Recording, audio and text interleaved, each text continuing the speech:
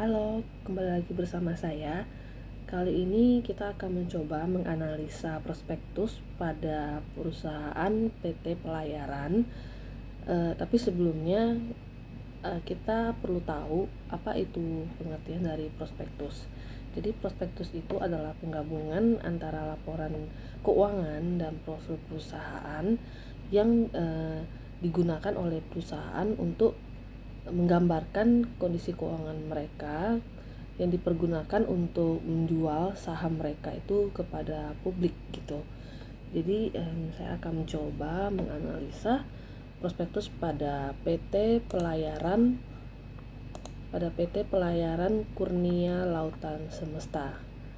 Nah, berikut adalah laporan keuangan mereka.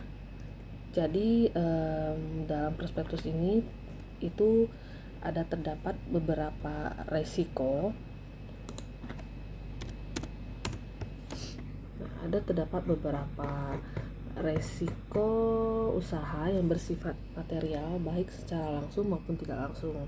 Jadi ada 9 resiko. Yang pertama, resiko volatilitas harga bahan bakar terhadap biaya jasa angkut perairan. Yang kedua, risiko kendala teknis dan non teknis. Yang ketiga, risiko ketersediaan dan kualifikasi sumber daya manusia memiliki keahlian khusus. Keempat, risiko kondisi alam dan bencana alam. Kelima, risiko kecelakaan maritim. Keenam, risiko persaingan. Ketujuh, risiko investasi atau aksi korporasi. Kedelapan, risiko perubahan teknologi. Dan yang kesembilan, risiko terhadap cost overrun.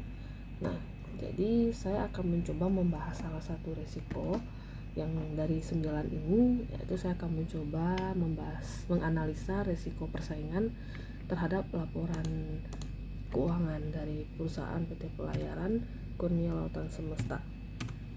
Nah, berikut adalah laporan keuangan mereka. Nah, kalau untuk risiko persaingan, menurut saya itu akan berpengaruh pada omset ya. Nah, otomatis omset mereka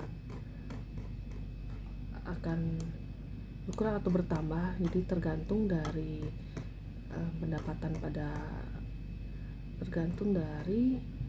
pendapatan yang diterima oleh perusahaan ya. Nah,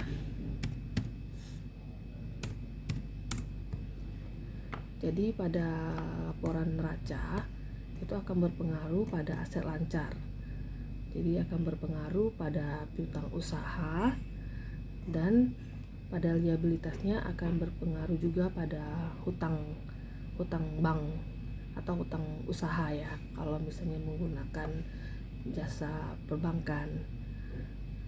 Kalau untuk di bagian laba rugi itu akan berpengaruh pada pendapatan usaha dan biaya usaha. Jadi biaya usaha dalam hal ini yang mereka keluarkan untuk biaya promosi untuk menghadapi gimana cara bersaing dengan perusahaan sejenis perusahaan pelayaran. Jadi pada akhirnya akan mempengaruhi laba bruto dan akan terdapat beberapa biaya ya.